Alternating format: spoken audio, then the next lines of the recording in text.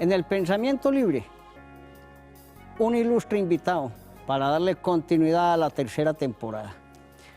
Nos acompaña el doctor José Albert Sanín. Estudió Administración Pública en Inglaterra, estudió Transporte en Londres y estudió temas en España también. Es un hombre que conoce el mundo, pero que vive y siente la problemática nacional colombiana. Bienvenido al Pensamiento Libre. Muchas gracias, doctor Montoya. Le regalo el doctor. Bueno, Antonio, gracias.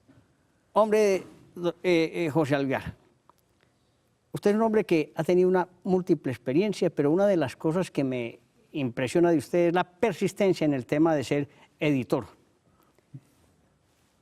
Sí, yo llevo muchos años como editor independiente. A partir de la Constitución del 91, logré desarrollar una inmensa campaña en beneficio de la Constitución a través de multitud de entidades públicas, con una cartilla que ilustró Claudia Rueda, una de las principales dibujantes de Colombia, que se llamó la Guía Alegre de la Constitución. Esa Guía Alegre de la Constitución vendimos más de 2 millones de ejemplares para la formación de estudiantes, sobre todo de bachillerato. Uno de mis principales apoyos en esta campaña fue el doctor Alfonso López Miquelsen, que era constitucionalista y se emocionó con aquella dinámica que surge de unos dibujos para colorear y conversar en familia. Desafortunadamente el país fue perdiendo interés por la Constitución. No solamente el país, sobre todo los políticos, porque la Constitución del 91, pésima desde el punto de vista técnico y jurídico, sin embargo se podría haber enderezado con un grupo político correcto.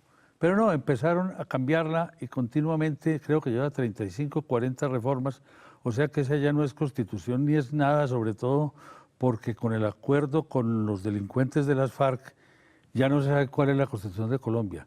Si las 312 páginas de acuerdos con estos individuos o los 400 artículos de la Constitución.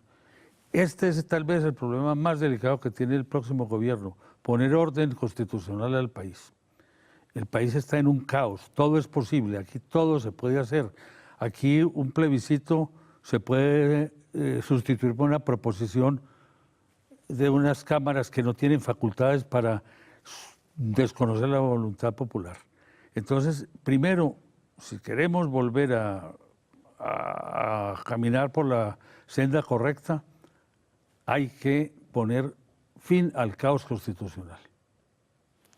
Pero no me vaya, vamos todavía a la parte de ser editor con esa gran cartilla, porque ser editor es muy difícil en Colombia además, por un tema de los derechos y la propiedad intelectual y el respeto por la norma, ¿no?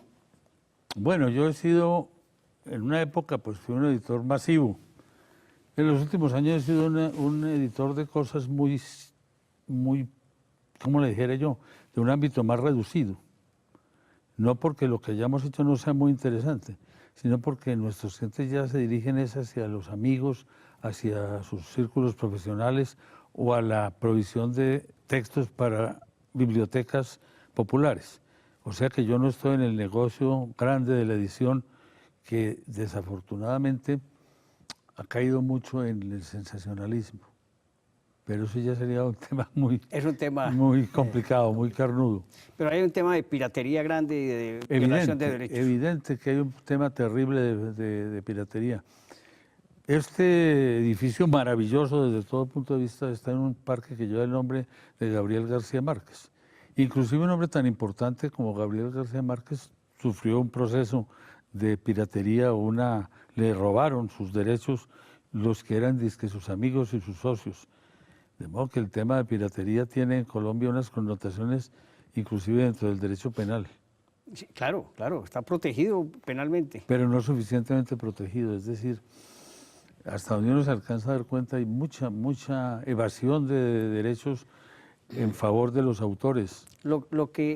También hay pues el mercado es restringido, los descuentos que hay que consentir, necesarios desde luego, a los distribuidores y a los libreros son muy elevados, lo cual afecta enormemente el precio del libro, y al subir tanto el precio del libro disminuye la tirada y se perjudican entonces los talentos que se dedican a la escritura de libros y de materiales sometidos a copyright.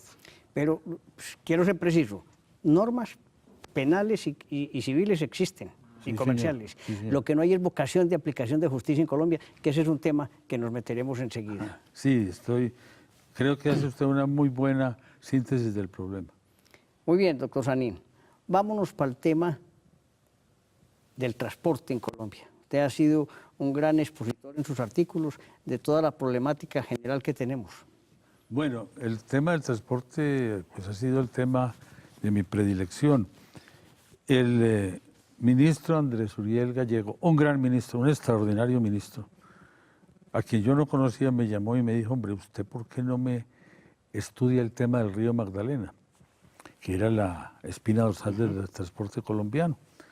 Me hizo un contratico modesto, no como estos contratos ahora de individuos que se ganan 80 y 90 mil millones de pesos para demostrar la importancia del agua en la navegación. No. A mí me pidió el ministro que le estudiara el tema del río Magdalena. De ahí salió un libro que se llama El Manual del Río Magdalena, que tuvo 2 pequeñas ediciones y al ministro le gustó mucho y me llamó luego y me dijo, hombre, ¿usted por qué no me escribe la historia de los 100 años del Ministerio del Transporte que se acaban de cumplir en el año 2006? Entonces le dije, no, ministro, yo más bien le hago la historia del transporte desde 1492. Al ministro le gustó, hicimos el contratico y me fui a vivir a Bogotá y me mantenía entre el archivo del Ministerio de Transporte y el archivo nacional y el archivo del Ministerio de Hacienda y salió un libro de unas 650 páginas que se llama La historia del transporte y la infraestructura en Colombia, que rescata una cantidad de historias desconocidas ya para la gente de ahora. Ese libro, yo no sé qué pensar, es un libro tan grueso como un directorio telefónico, pero está lleno de ilustraciones maravillosas, porque de los archivos encontramos muchas publicaciones, muchas imágenes que el país desconoce, de cómo eran las carreteras, de cómo eran los ferrocarriles, de cómo eran los barcos, cómo eran los puertos. Y entonces ese libro, ahí sí la edición fue bastante buena, unos 2.000 ejemplares, que es mucho en Colombia. El ministro lo hizo llegar a multitud de instituciones educativas y sociedades de ingenieros, alcaldes, etcétera. Pero lo que es muy satisfactorio es que todavía se conserva en la página del Ministerio de Transporte. Uno mira y se aterra, eso tiene como 200 o 300 mil entradas. Nadie me ha llamado a felicitarme, pero parece que sí ha cumplido con el propósito de darle a los colombianos una historia actualizada de la historia del transporte, porque en Colombia la historia generalmente es de batallas, de próceres y no de realizaciones económicas. Lo voy a tener que interrumpir. Sí, señor. Vamos a un corte comercial. Ah, bueno, maravilloso.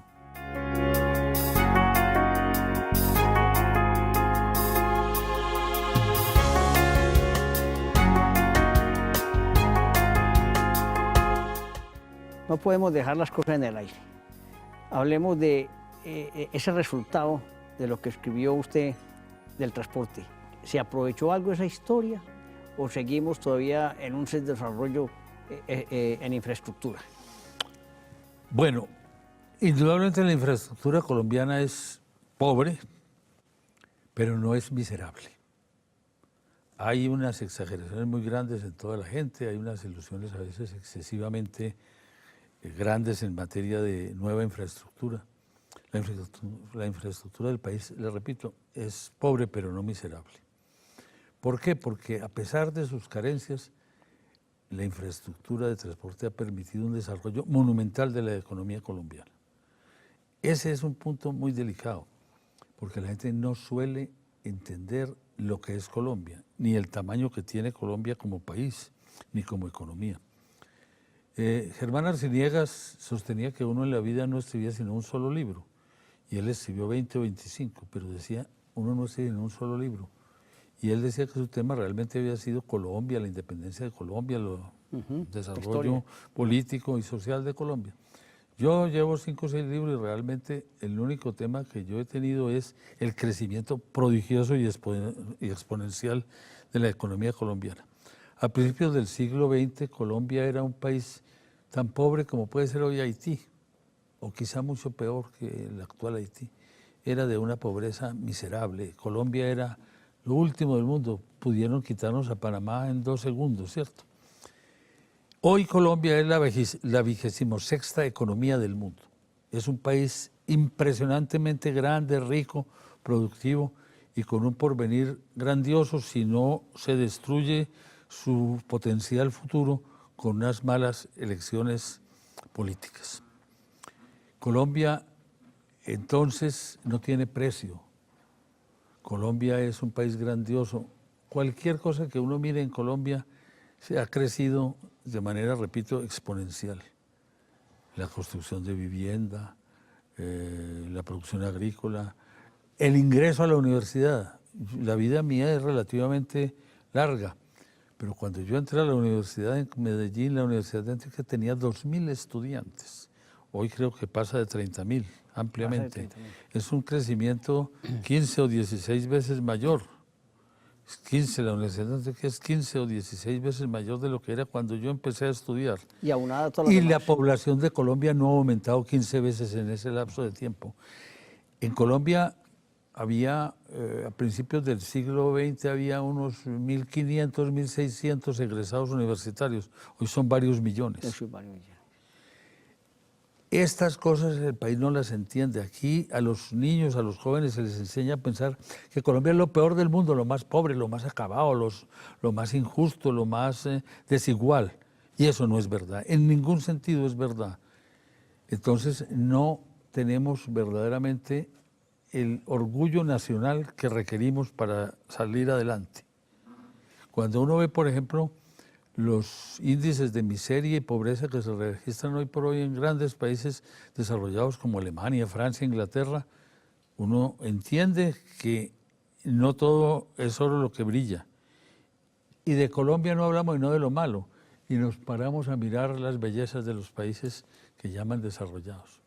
Países que están muriendo demográficamente, mientras nosotros estamos empezando a envejecer nuestra población con políticas no solamente neomalthusianas, sino profundamente inmorales y anticristianas. Y un país que no se desarrolla demográficamente está condenado fatalmente a la miseria, que no se nota antes de 20 o 30 años, pero es el destino de los países que no quieren tener hijos.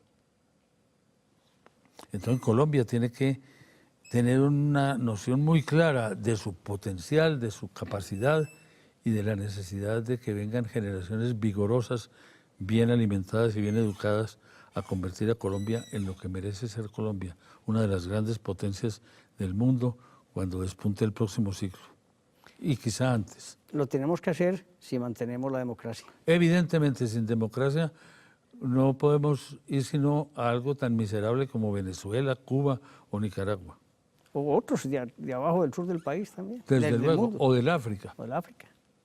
Pero se me olvidó, antes de cambiar de tema, aquí sí tenemos una falencia y yo no sé si usted está de acuerdo conmigo que en el tema del transporte el crimen que cometimos fue terminar el transporte férreo, los ferrocarriles. No, señor, en eso Estamos equivocados. Completamente en desacuerdo con usted. Cuente a ver. Primero, en Colombia se hicieron muy pocos ferrocarriles y muy mal hechos y con tecnología que era inclusive anticuada para comienzos del siglo XX, con concesiones irresponsablemente otorgadas a inversionistas extranjeros que extrajeron cantidades enormes de dinero y dejaron unos ferrocarriles pésimos que no servían absolutamente para nada, que sucumbieron.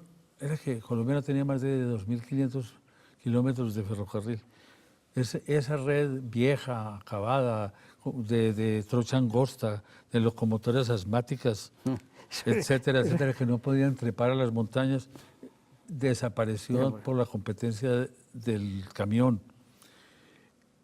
Entonces, hacer una verdadera red ferroviaria moderna, la que desapareció, afortunadamente desapareció, ya no servía para nada. Pero si la hacemos en el sector del Atlántico, que son planos y... Bueno, si la hacemos moderna, una red ferroviaria moderna, pues sería imposible porque tendría usted que disponer de unos 30, 40 millones de dólares por kilómetro. Todo eso. Y las distancias en Colombia son monumentales, 500, 600, 800 kilómetros. Y las cargas son mínimas. El único tren razonable y viable en Colombia es el tren para la salida del carbón de la mina a Puerto Bolívar. Y tal vez desde la Agua de Ibirico hasta Santa Marta. Los intentos de rehabilitación de ferrocarriles de trocha angosta, como por ejemplo en el Pacífico, Buenaventura, la Virginia, un fracaso total y absoluto. Y me da mucho miedo de que los intentos de recuperación del ferrocarril de Antioquia, trocha angosta, recorridos de montaña, se salden por un fracaso monumental. No, yo creo que cuando se ordenó la liquidación de los ferrocarriles nacionales en el gobierno del doctor Barco, se tomó esa medida 25, 30 años más tarde. ¿Por qué? Porque hay un sentimentalismo frente al ferrocarril. Sería ideal tener una red ferroviaria si tuviéramos a través de todo el país grandes volúmenes de carga o grandes volúmenes de pasajeros. Bueno, ese es un tema muy difícil en el cual no tengo yo muchos simpatizantes, pero ahí está mi libro. Y ahora, si Dios me da vida y salud, en el curso de este mes debo pronunciar mi conferencia como miembro que ingresa a la Academia Antioqueña de Historia y voy a tratar ese tema. Pues lo felicito, aprovechamos el pensamiento, lo felicita. Y esperamos acompañarlo ese día. Les agradezco mucho. Nos vamos para un corte comercial.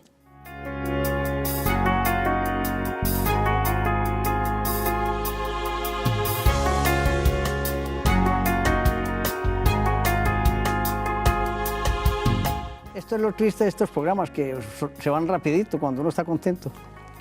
Lo bueno, si breve, 2 veces bueno. Vámonos al tema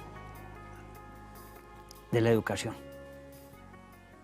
Porque yo desde el principio le dije que teníamos que tocar temas importantes con usted, el transporte, el tema de la educación y el tema de país. Vámonos al tema de la educación. Hombre, me hace usted una invitación muy seria. Entre las muchas y extrañas experiencias de mi vida, hay un título en la administración educativa de la Universidad Inglesa de Reading. Nunca pude trabajar en educación cuando regresé al país, porque aunque yo había estado en el ICETEX, el clima político que ha rodeado a la educación colombiana en los últimos 50 años es negativo para las ideas políticas, económicas y morales y religiosas que yo profeso. Y entonces estamos en un punto fundamental. Es un hecho real que Colombia está muy mal en las pruebas PISA, creo que se llaman. Que si nos comparamos con los estudiantes de Finlandia, de Singapur, de la República de Corea del Sur, de la propia China y del Japón, estamos supremamente mal. Es una vergüenza desde el punto de vista de la matemática, de la comprensión de la lectura y de muchas cosas. Pero yo creo que hay un problema todavía más grave, y es el problema ideológico. Dejemos de lado que a partir de este semestre se inicia la indoctrinación obligatoria de todos los estudiantes colombianos en alguna cosa rara que se llama la Cátedra de la Paz. Pero ya se ha iniciado, a pesar de los desmentidos del gobierno anterior, la indoctrinación desde el kinder de los niños en la ideología de género. Cuando Colombia era todavía un país cristiano, y yo aspiro a que lo siga siendo, aunque menos intensamente de lo que era, pues teníamos un derrotero. La doctrina cristiana era mucho mejor, indudablemente, 10 veces mejor, independientemente de lo que uno crea o no crea, si es mejor que los niños estudien la doctrina cristiana que la ideología de género. Y si es mucho mejor que los niños se formen en la democracia y en el Estado de Derecho que en el materialismo dialéctico y en la dictadura del proletariado. Entonces estamos permitiendo que la educación adoctrine a los hijos en algo completamente contrario a lo que piensan sus padres, que ni siquiera se dan cuenta de que lo que les están dando a los niños, el veneno que les están dando en la educación. Bueno, este es un problema político de altísima trascendencia. Y por otro lado tenemos un problema muy delicado. En Colombia se estudian muy poquitos días al año y muy poquitas horas. Y los niños que vienen la mayor parte de hogares con carencias económicas, a las 2 de la tarde o no sé qué horas, se van para sus barrios, donde su pobre madre está trabajando, donde su padre también está trabajando, y se encuentran con un ambiente que lo único que ofrece es de pronto la marihuana, la cocaína y quizá algo peor. El país lo que tiene que hacer es un vuelco total y absoluto en la concepción educativa. La escuela no puede ser 180 días al año, la escuela tiene que ser 365 días al año, desde tempranas horas de la mañana hasta el final de la tarde. Y en la escuela, que debe ser un sitio bellísimo, en la escuela debe haber alimentación, en la escuela debe haber deporte, en la escuela debe haber instrucción, en la escuela debe haber competencia sana. Y el niño debe regresar satisfecho a su casa Y cansado. y fatigado por un esfuerzo magnífico. Pero eso cuesta mucho dinero, se me dirá. Sí, sí, cuesta mucho dinero, pero esa sería la inversión mejor que podía hacer el país. Hacer un verdadero gran sistema educativo pensado para Colombia, no como ha venido ocurriendo en Colombia toda la vida, que es copiando modelos extranjeros. Hay que pensar en el problema no solamente de la formación, sino del entorno del joven y de su desarrollo, no solamente intelectual, sino físico y moral. Y todo eso va concatenado. Niño mal alimentado no puede desarrollarse intelectualmente, y niño mal formado intelectualmente no puede desarrollarse moralmente. Es todo lo que yo planteo, realmente es un modelo de sociedad que no estamos considerando. Todas las reformas educativas se pretenden, o todos los modelos educativos se pretenden como algo de mejorar las calificaciones, de mejorar el rendimiento en las pruebas PISA. Las pruebas PISA no analizan el aspecto moral ni el aspecto social. Las pruebas PISA se limitan a la parte mecánica de la comprensión lectora y de la destreza matemática. Hay algunos avances, como el de Algunos buscar avances. pues, las jornadas intensivas, pero son pequeños inicios. Pero esto exige unas inversiones monumentales. Pero un país, le repito, la 26ª economía del mundo puede hacer ese esfuerzo. Y además comparto con usted, pero hay que cambiar el tema de la docencia, tiene que formarse distinto. Ah, no, los formadores, los docentes.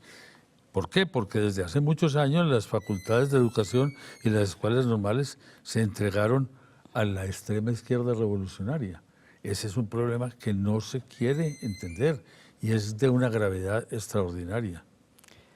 Le voy a tener que interrumpir, doctor Jorge Alvear, para decirle que su mensaje es muy importante, sobre todo que el nuevo gobierno tome en cuenta estas opiniones que permiten que el país se construya de una manera diferente. El pensamiento libre le agradece la presencia, sus opiniones, y es enriquecedor oír a un hombre de experiencia contando de una manera tan sencilla lo que ha ocurrido en Colombia. Muchas gracias por acompañarnos.